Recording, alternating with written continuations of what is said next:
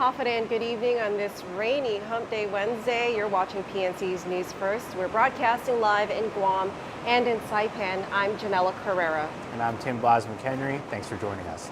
Topping your news this evening, things got a little heated at the Education Financial Supervisory Commission meeting today over the lack of availability of cash that's owed to the Guam Department of Education. Department of Administration Director Christine Boleto, meanwhile, could not say where the cash went. The government's cash shortage continues to prevent the Guam Department of Education from paying millions that are owed to its vendors. For example, GDOE Deputy Superintendent of Finance Taling Taitano says their largest payables are for non-payroll vendors, such as repairs for their air conditioning at $1.9 million. Taitano also says they are behind in retirement payments by 2 pay periods to the tune of $1.6 million. They're also incurring penalties of $63,000. Meanwhile, the Department of Administration says they can only give GDOE $4 million today and another $2 million by Friday. But that still leaves GDOE about $6 million short of what was appropriated. If we have the funds available, we're able to release, but that's also the caveat. We have to have the money in the bank. DOA spokesperson Phil Bloss tells PNC that they will be meeting with GDOE after today's Supervisory Commission meeting to discuss the schedule to pay the remaining balance owed to the Guam Department of Education. In other news, the fate of GDOE Superintendent John Fernandez still hangs on the balance with no decision from the Guam Education Board, even after they spent nearly 4 hours in executive session last night to discuss the results of a sexual misconduct investigation.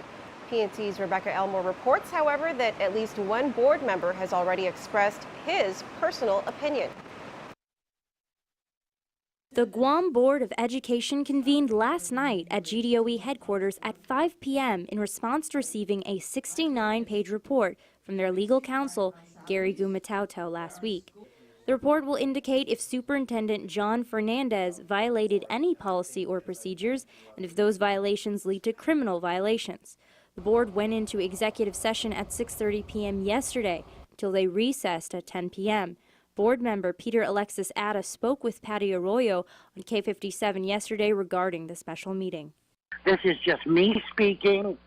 I did not find any criminal act or intent on behalf of the part of the superintendent. Okay. However, there are a few things that the department must address immediately. Peter Atta went on to cite potential Title IX issues as well as specific board policy issues that he personally feels were violated. The investigation was part of sexual misconduct allegations, which stemmed from a text message between Fernandez and an 18-year-old JP Torres student, claimed that the text message was sexually suggestive in nature. Fernandez has since denied the allegations. For PNC's News First, I'm Rebecca Elmore. And the Board of Education had about 1 week to digest the 69-page report, but the board will resume executive session again on Monday, September 3rd at 5 p.m. Although Guam is receiving heavy rain, it looks like Guam will only get the weak side of a tropical depression that is moving towards the Marianas. According to the National Weather Service senior meteorologist Mike Middlebrook, Guam is only forecasted to get the tail end of the system, whether it develops into a tropical storm or not. Middlebrook says Guam will experience scattered showers depending on the movement of the depression by tonight and into Thursday. At the very least, Guam could experience flash floods, some lightning, and mild winds. Middlebrook says Tinian and Saipan could experience low-end tropical storm conditions late today or tonight. For Guam, Middlebrook advises residents to look out for flash floods in low-lying areas as well as high surf conditions. A flood watch is in effect for Guam through Thursday evening, with up to 8 inches of rainfall expected. According to the National Weather Service, as of 1 p.m., Tropical Depression Chaba was located about 205 miles east-northeast of Guam.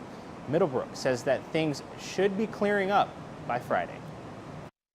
Tomorrow might be our heaviest rain day here. Tomorrow, when the backside comes up, we could be under some pretty good rain bands, but Friday should see quite a bit of improvement. For the latest updates on weather, be sure to check out our website at pacificnewscenter.com. Well, Chad DeSoto's legal counsel went from requesting to bar all media to placing reasonable restrictions during the motion hearing for sentence reduction today in Superior Court. Assistant Public Defender Jocelyn Roden is representing DeSoto and said although her original request was to ban all media devices in the courtroom, she now says smartphone cameras on silent mode would be permissible, but she still wants to prohibit long lens DSLR cameras and video cameras. Roden says that due to the decline of DeSoto's mental health, the clicking noises, cables, and restricted space would be intrusive. Judge Anita Sokola will make her decision by this Friday on whether she will allow media devices in the courtroom during DeSoto's next hearing, where he will ask for a reduction in his sentence. That hearing is scheduled for October 6 at 1:30 p.m. DeSoto is currently serving a life sentence plus 35 years for the murder of 3 Japanese tourists and attempted murder of 11 others. The swimmer pulled from the waters of Epau Beach last Sunday has died. The 58-year-old man passed away at 1:28 yesterday afternoon at the GUAM Memorial Hospital. Last Sunday, a group of divers found the man face down in the water and brought the man to shore, where a lifeguard conducted CPR. GMH was unable to release information on the man's identity or the cause of death. All right, well, stay tuned to PNC. We have more news first coming up right after this.